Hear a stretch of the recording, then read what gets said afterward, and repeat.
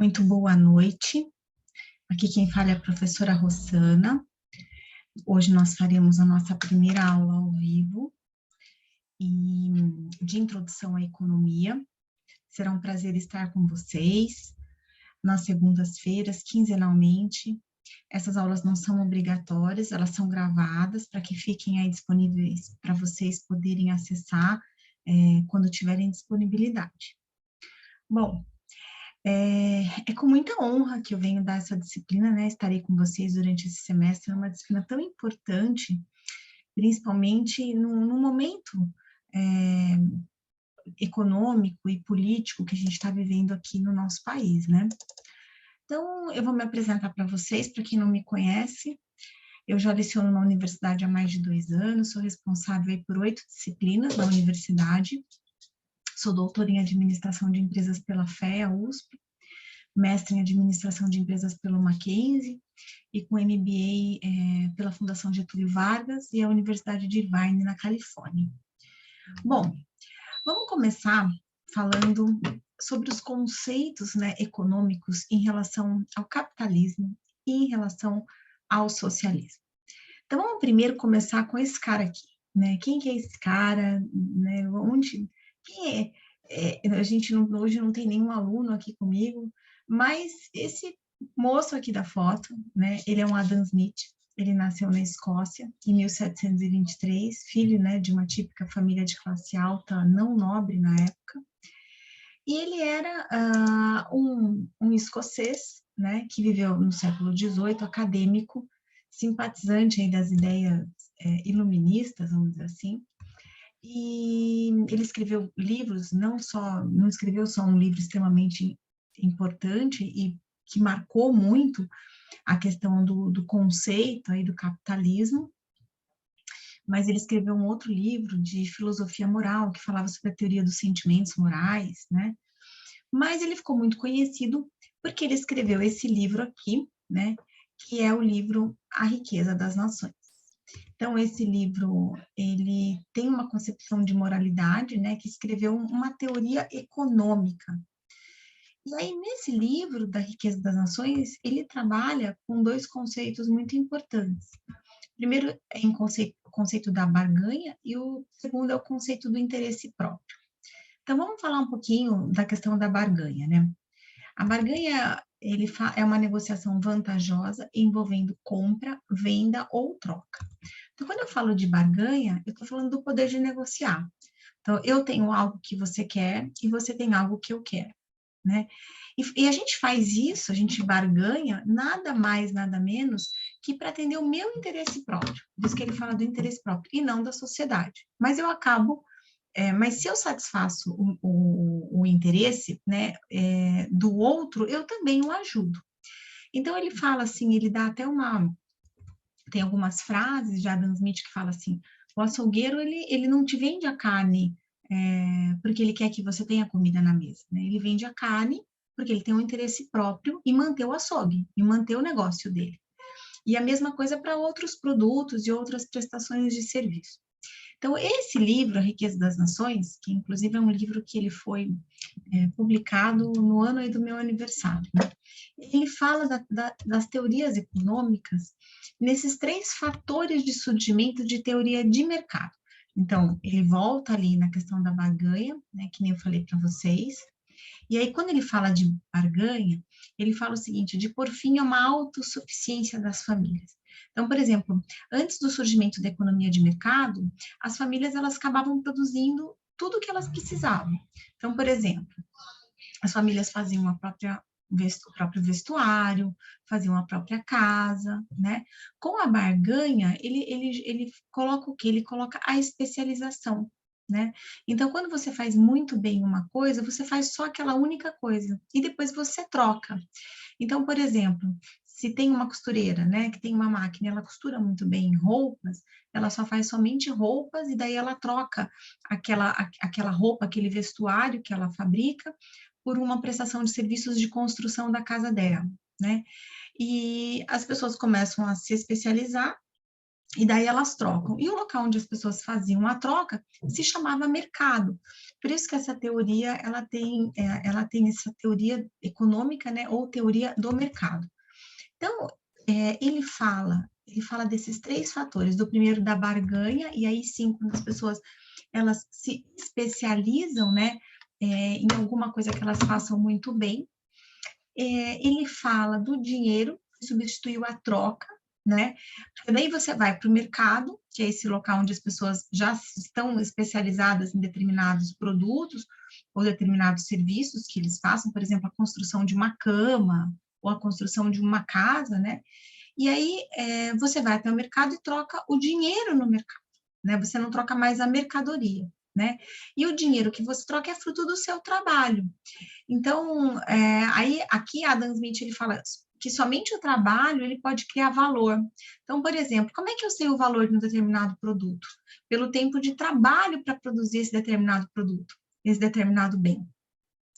Bom, e o terceiro fator aí da teoria do mercado é aqui, ó, que eu estou mostrando aqui com o mouse, são as fábricas. Então, ele fala que as fábricas, ele aumenta a especialização, né, aumenta a produtividade, e daí vem um link com a Revolução Industrial, né, da produção em massa, de como é que esses produtos eles poderiam ser produzidos com um custo cada vez menor, para que eles pudessem atingir uma parcela maior da população, né?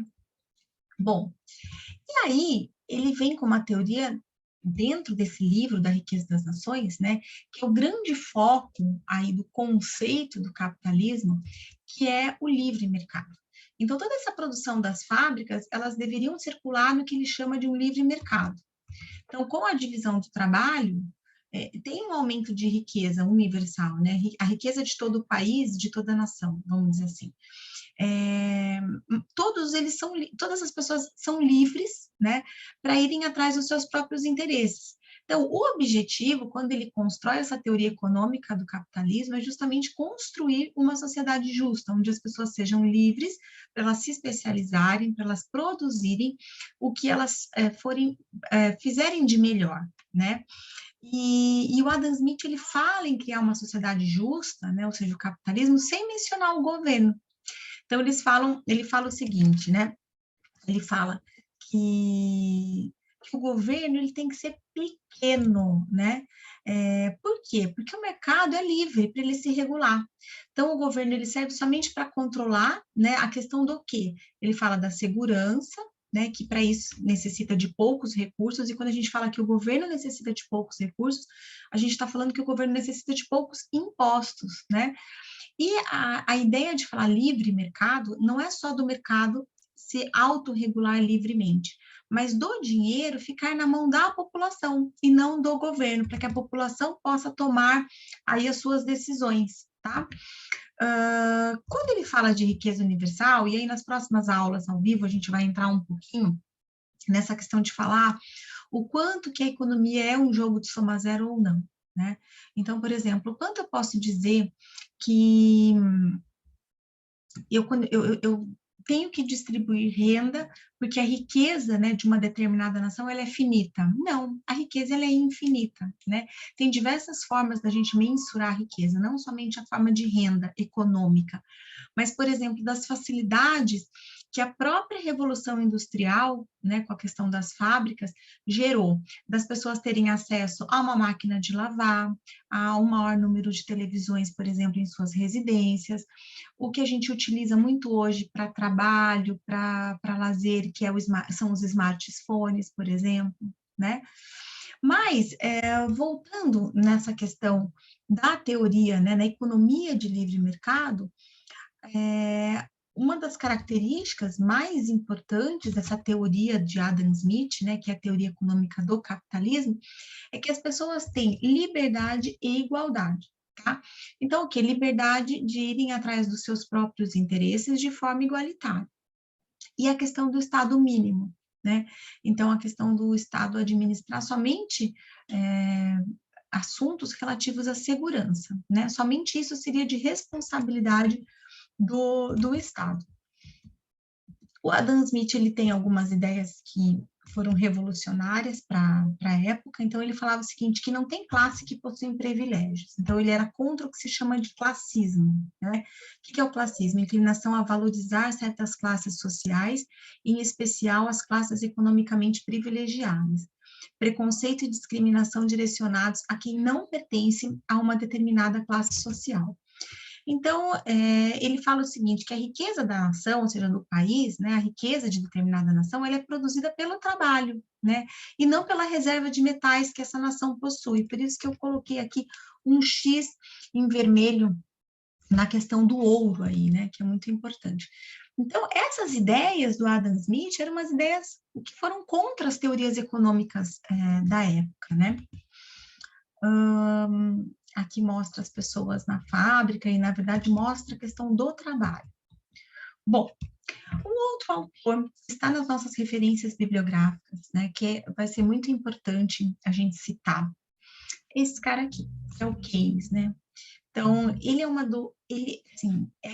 a doutrina econômica de Keynes é uma das doutrinas econômicas já existente dentro do sistema capitalista, tá? Então, o Keynes, ele escreveu esse livro, que é a Teoria Geral do Emprego, do Juro e da Moeda. E nesse livro, ele ficou muito famoso, né, por causa da crise de 29 da Bolsa de Café. Então, essa doutrina econômica do Keynes, ela se tornou forte lá nos anos 30. Nessa época, o presidente vigente nos Estados Unidos era o Roosevelt. E ele adotou essa doutrina de Keynes para fazer a economia dos Estados Unidos crescer após essa crise de 29, né? E depois de funcionar nos Estados Unidos, outros países também adotaram essa mesma doutrina. Então, lá na crise dos anos 30, estava com uma muito alta taxa de desemprego. Então, nesse período de debate sobre o desemprego, é que surgiu essa teoria econômica de Keynes. E aí, o que o Keynes falava, né? Que deveriam existir políticas econômicas para estimular a geração de emprego, já que o debate era justamente sobre o desemprego. Isso se chama o quê? Né? Política fiscal. Então, o keynesianismo, como ficou conhecido na época, né, ele ficou vigente entre a década de 30 e até meados dos anos 80. E essa doutrina é o que a gente fala que se opunha, né? Opa, espera um pouquinho. Que se opunha, desculpa, gente, é o meu mouse, que se opunha ao que a gente chama de liberalismo clássico, né, que defendia a ausência do Estado na economia, né, a não intervenção do Estado na economia, que nem a gente viu com a teoria econômica de Adam Smith. Então, segundo o liberalismo, a economia ela se organiza, né, o mercado se autorregula a partir da livre concorrência. No entanto, né, o keynesianismo ele acredita que no momento de crise específica, o Estado ele exerce uma função fundamental para fazer com que a economia volte a crescer, para fazer com que a economia volte a se estabelecer. Então, ele é a favor do Estado intervir na economia, diferente da primeira doutrina da teoria econômica de Adam Smith sobre o capitalismo, mas o Keynes, ele também é uma doutrina dentro do capitalismo, que ele fala que o Estado deve intervir na economia, mas como? Né? Eu coloquei aqui o governo mais presente, como, né? Essa foto aqui de uma obra quer dizer o quê? A partir de investimentos públicos, criando obras, criando pontes hidrelétricas para gerar emprego. Então, é uma política econômica baseada na redução de juros, por exemplo, para que a economia volte, que nem a gente fala, a girar, né? Volte a caminhar, porque com juros mais baixos estimula, por exemplo, os empreendedores a emprestar dinheiro aí para injetar, de repente, nos seus negócios. Então, essa doutrina, ela tem um foco no quê? Né? Numa política do bem-estar social. Então, o Estado, né, que investe na economia e intervém, ele cria condições para que as pessoas possam consumir mais, né? E o Estado, obviamente, também fornece aparatos para isso, né, com a criação de empregos. Ele também fala, Keynes, que além da segurança, lembra que a gente viu lá com Adam Smith que o Estado era o quê? Pequeno, né? Que a única preocupação ou responsabilidade do Estado seria em relação à segurança. Keynes já fala que não. Ele fala o seguinte, que o Estado ele deve fornecer um sistema de saúde e de educação. Então, ele já fala na tríade que a gente ouve hoje em dia, né? De saúde, educação e segurança, né? E ele também fala das políticas para casa própria, né? Keynes ele começa a dizer o seguinte: olha, o Estado ele tem que estimular, né, a política de casas próprias. Uma outra questão, que nem eu comecei com esse slide, é falando sobre o bem-estar social, né? Quando ele fala de bem-estar social, olha como essa doutrina de Keynes é dentro da teoria econômica capitalista. Ele fala do aumento de consumo. Então, você ter uma máquina de lavar em casa vai facilitar a sua vida? Vai gerar um bem-estar social? Vai, né? Porque ajuda no dia a dia. Você ter geladeira, por exemplo, né? É um outro bem, um outro eletrodoméstico que com a Revolução Industrial está aí em todas as residências praticamente, que gerou um bem-estar, né? Para guardar alimentos e outros produtos que eram antigamente, né, que eram considerados praticamente impossíveis as pessoas consumirem.